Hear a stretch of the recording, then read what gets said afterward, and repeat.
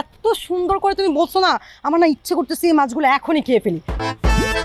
Hello ভাই লাগবে না তোমার, আপনি যান যান সামনে যান। কি লাগবে না?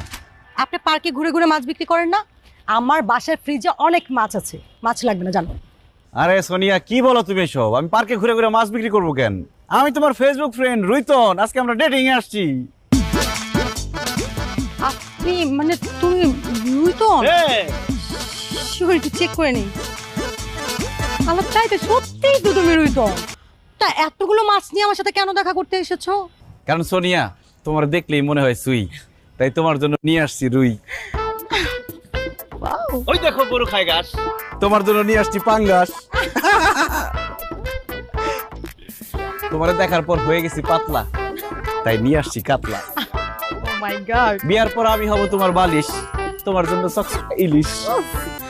খুব তাড়াতাড়ি তোমারে করব বিয়া, তাই তোমার জন্য তেলাপিয়া।